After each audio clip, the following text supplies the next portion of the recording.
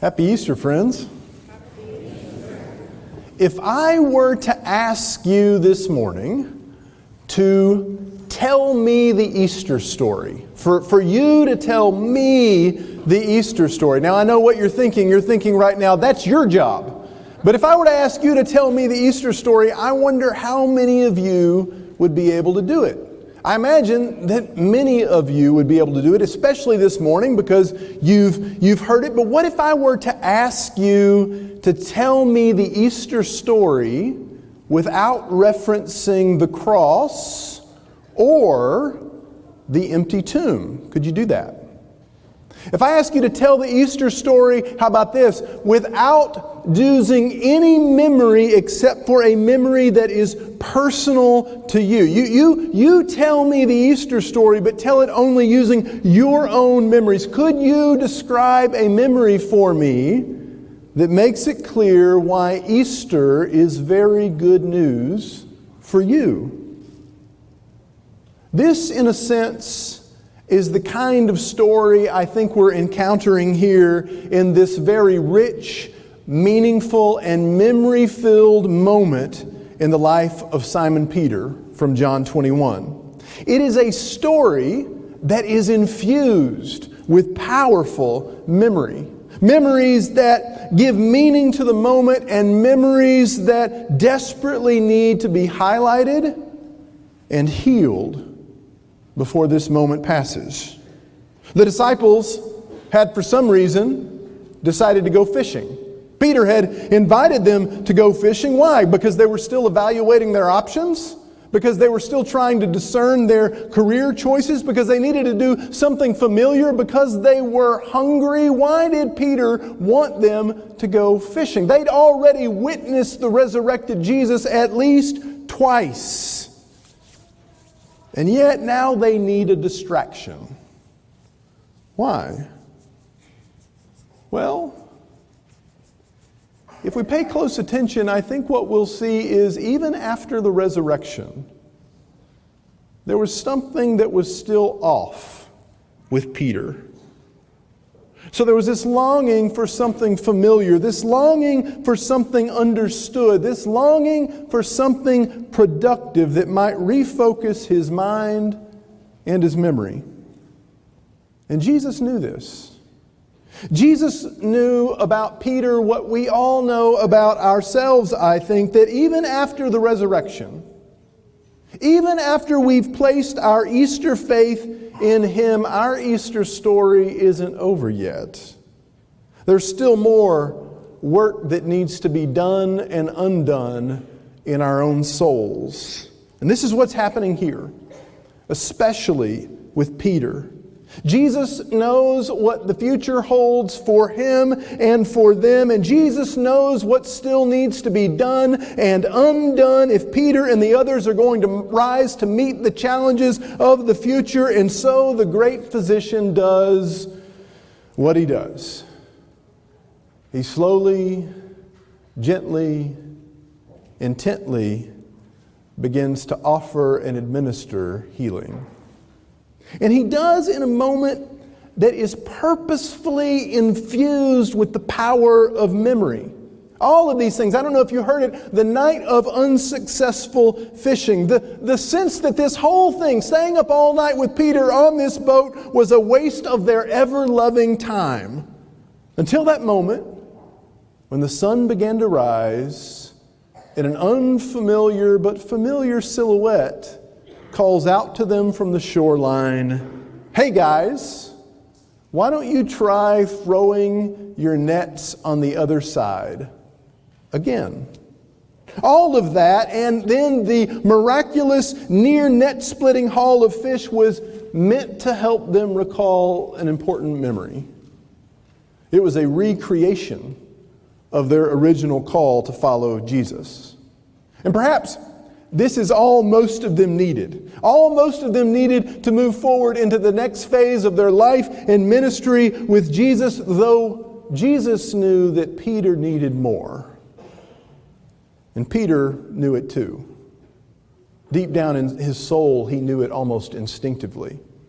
"It is the Lord," John said, and the next sound they all heard was splash. Peter had taken off his clothes but put them back on, and now he was diving into the water, bolting for the beach. And we know from the stories that we've read before that Peter is a little bit impetuous, but this seems like something more. Like he can't help himself. Like he's lost control. Like he needs something deep down in his soul that he knows only Jesus can give. Like he's carrying something still with him that only Jesus can lift. Because he is. It was a memory. It was a memory that he still had the scent of on his clothes. It should come as no surprise to any of us this morning that memory can be powerfully triggered by smells, familiar smells. You may have already experienced something like this morning, the smell of ham or rolls, or maybe even ham rolls cooking in the oven, of pies, of some special dish, a smell that's more than appetizing, it's comforting. Because in its presence, it reminds you of that scent when it happened in that room with those people at that other time. Even in this new moment, the smell links them together, interweaves them together, interlocks them together so that that moment is connected to this moment because of the power of scent. That's what's happening here with Peter. A few nights earlier, you may remember, on the night Jesus was handed over to suffering and death, there was a distinct smell that had stayed with Peter. Jesus had them for that supper, and then in this crucial moment, Jesus indicated that things were about to get tough, tougher than they had ever been before, and he wanted them to know that before all of that happened. And he wanted them to actually understand how he already knew they were going to respond. Some would abandon him. Some would betray him. Some would deny him. "Not me, Lord," Peter shouted. "I'll never do that." But of course, Jesus knew Peter better than Peter knew Peter. And so he said, "I tell you the truth, friends, Peter, before the sun comes up, you're going to deny me not once, not twice, but 3 times." Peter didn't believe it, but Peter did do it. You know, in Jerusalem, right outside of Pilate's prison, Craig will remember, we were there last summer, there is this life-size bronze statue in the area where Jesus was beaten, of a little girl standing by a fire with a terrified and trembling Peter lingering nearby.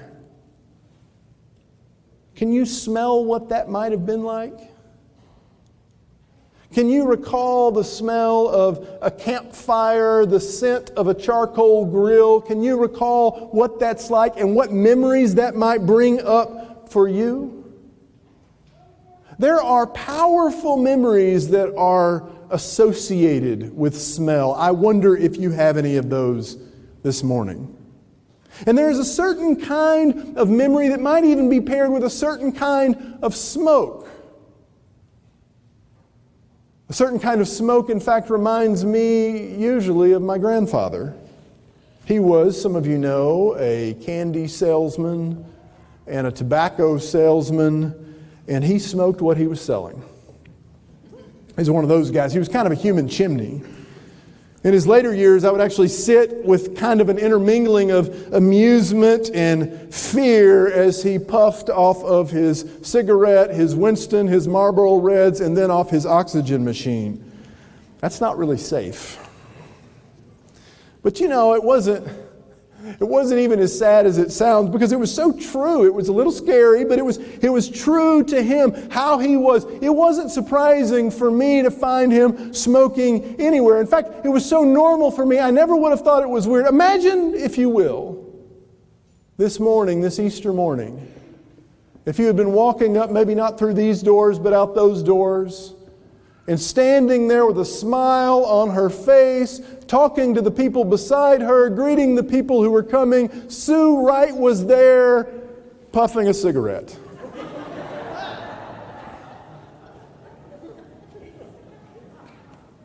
This is exactly the posture my grandfather held every single Sunday. Sitting in that position in front of his church, greeting people who would come up. It seemed crazy to people who didn't know him, but it seemed completely normal to me. I didn't even think about it. It was the smell of who he was, and that smell went with him everywhere, as smoke does. Smoke gets into your nostrils, but not just there. It gets onto your skin. It gets onto your clothes. My grandfather's pickup smelled like smoke. His house was infused. The walls were infused with layers of smoke. So that when someone walks by me now and they've been smoking, I sometimes get a subtle whiff of my grandfather. To me, there is a certain kind of smoke that smells like my grandfather. And to Peter, there was a certain kind of smoke that smelled like deep, abiding shame. For on the night that Jesus was handed over to suffering and death, Peter's worst and weakest self was exposed for the world to see right by a charcoal fire. And the smell of that fire, the shame and the guilt and the betrayal and the denial and the disloyalty and the weakness was all over him. He couldn't shake it. It was in his hair, and it was there when he woke up that morning and heard the news from Mary. Maybe that's what caused him to bolt out the door, the same thing that caused him to bolt off that boat toward the beach where he swam. Perhaps hoping that some of the scent was being washed off of him as he went, but it didn't matter. Because as soon as he got to that beach, it hit him again more powerfully than ever before. Jesus had made sure of it. You know, there are only two places in the entire New Testament where that Greek word for charcoal fire in this text appears. Right here, and on the night by that fire where Peter denied Jesus 3 times. Memories can be so powerful. In beautiful ways and in debilitating ways. Sometimes our memories can get stuck and we can get stuck in them. And sometimes the help we need to experience Christ's life in us can only come through the recalling and the healing of our memories.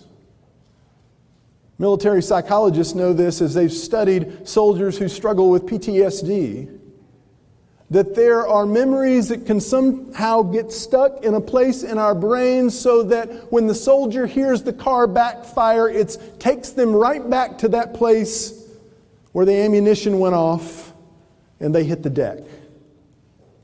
And so they've learned in ways, being with these soldiers, how to lovingly and gently and empathetically move those memories into a place where they are memory, where they've been emptied of their power and healing can occur.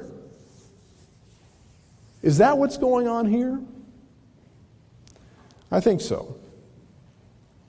That and a whole lot more. It's no coincidence, see, that Jesus built a fire with the same kind of smoke. It's no coincidence that Jesus asked Peter if he loved him and commissioned him not once, not twice, but 3 times. The 2 moments are interwoven. They are linked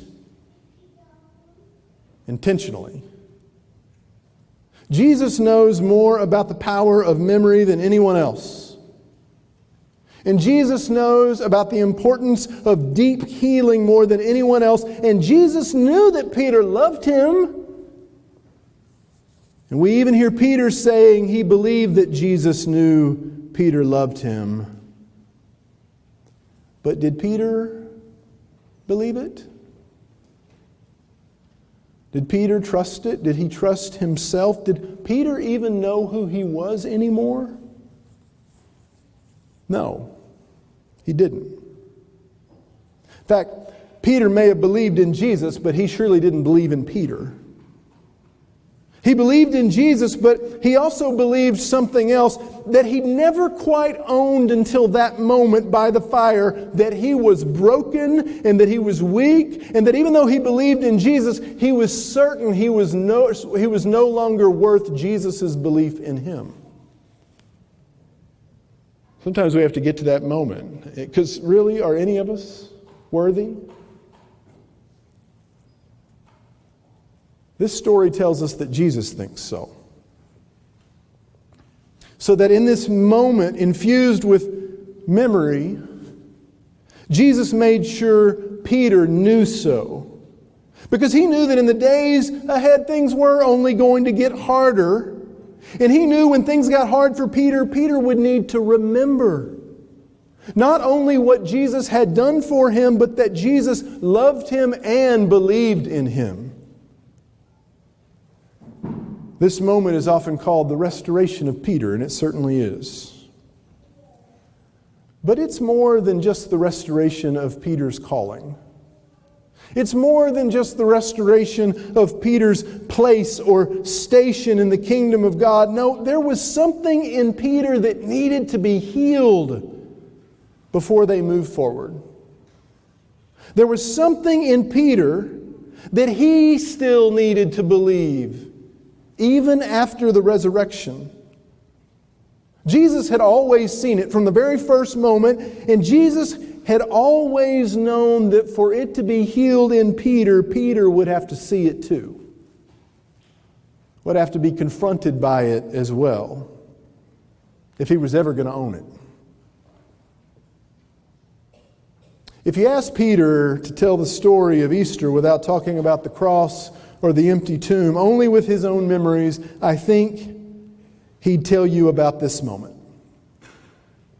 When the smell of shame became the scent of forgiveness.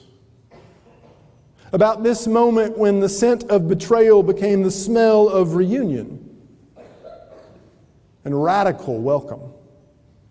About this moment when the scent of brokenness became the smell of restoration. About this moment when the scent of denial became the overwhelming smell of abiding love and grace. When the smell of charcoal was transformed from the smell of shame into the smell of the gospel.